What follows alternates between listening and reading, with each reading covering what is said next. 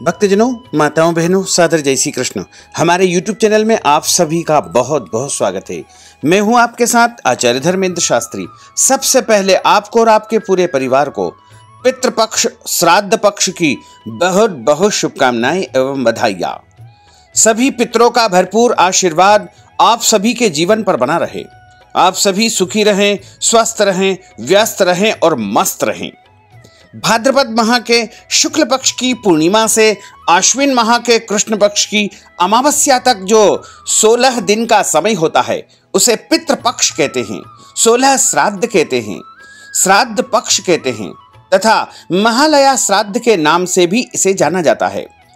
पितृपक्ष में पितृलोक के द्वार खुलते हैं और समस्त पितृ अपने परिजनों के घर के आसपास वायु रूप में आ जाते हैं तथा निरंतर 16 दिन तक अपने परिजनों के घर के आसपास वो भ्रमण करते हैं और अपने परिजनों से अपेक्षा करते हैं कि वो उनके लिए यानी पितरों के लिए तर्पण करेंगे, श्राद्ध करेंगे, पिंड दान करेंगे, धूप लगाएंगे और पितरों के निमित्त पितरों की शांति के लिए ब्राह्मणों को भोजन करवाएंगे।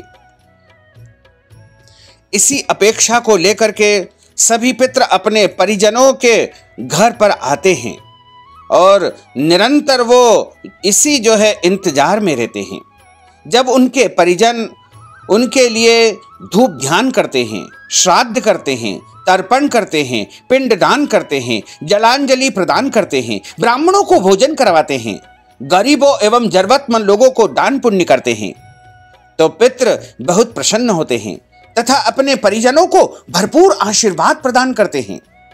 अगर उनके परिजन पितरों के निमित्त कोई भी कर्म नहीं करते हैं तो पितृ नाराज हो जाते हैं, असंतुष्ट हो जाते हैं और असंतुष्ट होकर के, नाराज होकर के जब वो सर्व पितृ मोक्ष अमावस्या के दिन पुनः पितृलोक को जाते हैं तो वो अपने परिजनों को आशीर्वाद के स्थान पर श्राप भी दे सकते हैं। इसलिए अगर आप अपने घर के पितरों को, पूर्वजों को प्रसन्न करना चाहते हैं, अपने घर के पितृदोष को समाप्त करना चाहते हैं तो आप इन 16 दिनों में अपने पितरों के लिए श्राद्ध करें, तर्पण करें और पितरों के निमित्त पिंड दान करें तथा पितरों के निमित्त ब्राह्मणों को भोजन करवाएं, क्योंकि पितृ स्वयं तो वायु रूप में आते हैं और स्वयं भोजन कर नहीं पाते हैं। इसलिए अगर आप ब्राह्मणों को भोजन करवाएंगे, ब्राह्मणों को अन्न दान करेंगे तो वो समस्त भोजन और अन्नदान पितरों को प्राप्त होगा। अगर आप ब्राह्मणों को जल पिलाएंगे तो वो भी पितरों को प्राप्त होगा। अगर आप ब्राह्मणों को वस्त्र दान करेंगे तो वो भी आपके पूर्वजों को अवश्य ही प्राप्त होगा। तो अगर आप पितृदोष को समाप्त करना चाहते हैं, अपने पितरों को मोक्ष प्रदान करवाना चाहते हैं, आपके पूर्वजों की आत्मा यदि वायु रूप में पृथ्वी पर भ्रमण कर रही है तो समझिए कि आपके पितरों का अभी तक मोक्ष नहीं हो पाया है।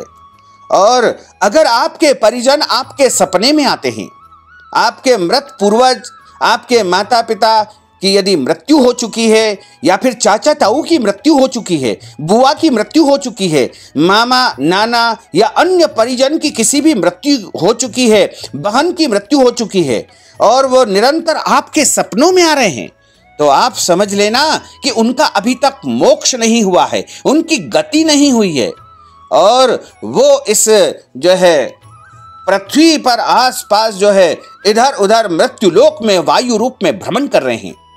तो अगर आप उनको मोक्ष प्रदान करवाना चाहते हैं तो आपको निरंतर 16 दिनों तक उनके निमित्त श्राद्ध आदि कर्म करना चाहिए।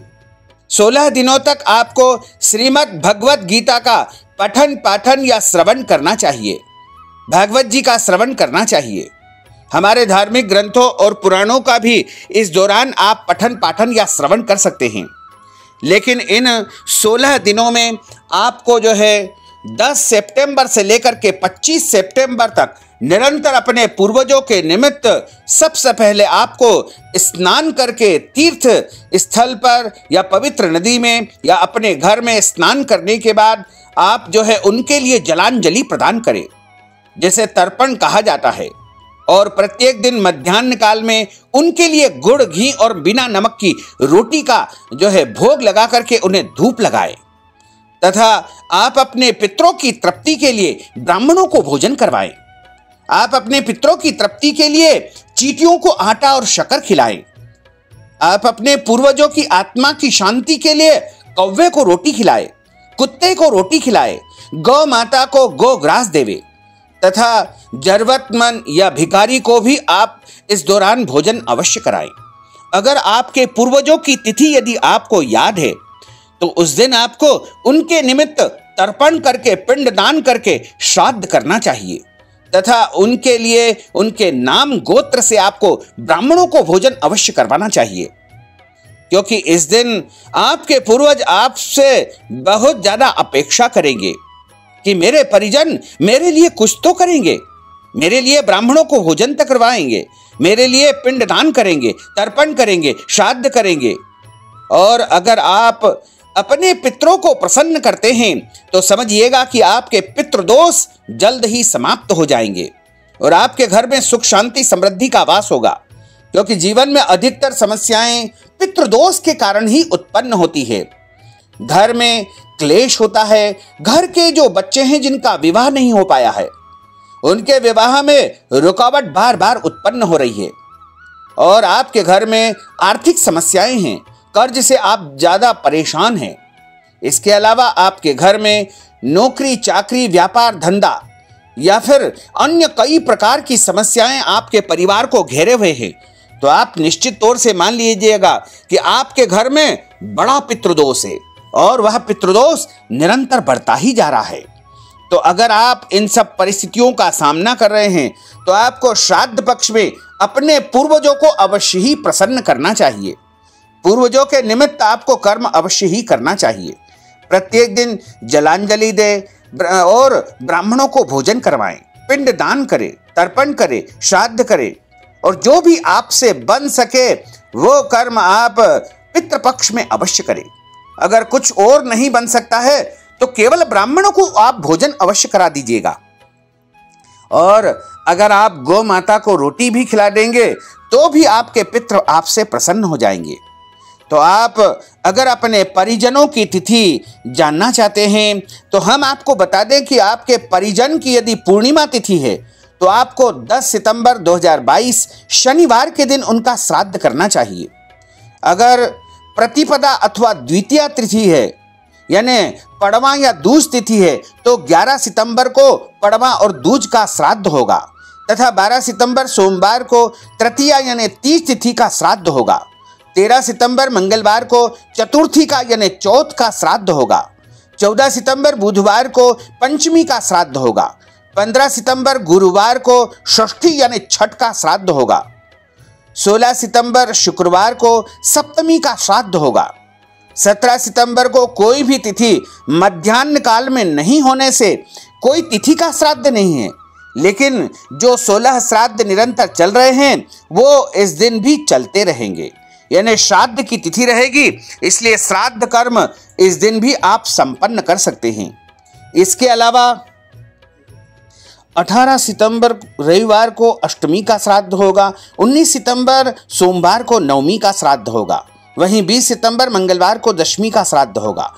21 सितंबर बुधवार को एकादशी का श्राद्ध होगा। 22 सितंबर गुरुवार को द्वादशी का श्राद्ध होगा। 23 सितंबर शुक्रवार को त्रयोदशी का श्राद्ध होगा। 24 सितंबर शनिवार को चतुर्दशी का श्राद्ध होगा। वहीं 25 सितंबर रविवार के दिन अमावस्या का श्राद्ध होगा एवं सर्वपितृ मोक्ष अमावस्या मनाई जाएगी। तथा इसी प्रकार 26 सितंबर सोमवार के दिन मातामह श्राद्ध संपन्न होगा। हालांकि मातामह का श्राद्ध बहुत कम लोग संपन्न कर सकते हैं क्योंकि इस दिन से नवरात्रि भी आरंभ हो जाएगी, लेकिन आप इन 16 दिनों में अपने पूर्वजों की तृप्ति के लिए, अपने पितरों की तृप्ति के लिए श्राद्ध कर्म अवश्य करें, जैसे आपके पूर्वजों को मोक्ष प्राप्त हो सकेगा और आपके घर परिवार में सुख, शांति, समृद्धि का वास होगा।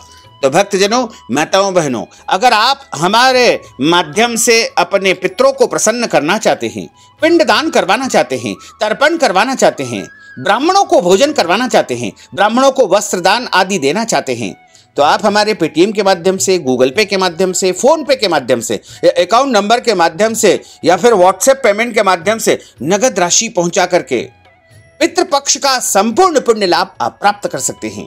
हमने जो ज्ञानवर्धक जानकारी आपको प्रदान की है उसको आप अधिक से अधिक लोगों को शेयर करिएगा, लाइक करिएगा, कमेंट करिएगा, और यदि अभी तक आपने सब्सक्राइब नहीं किया है तो अभी और इसी समय सब्सक्राइब अवश्य कर लीजिए। आपको और आपके पूरे परिवार को सादर जय श्री कृष्ण, सादर धन्यवाद।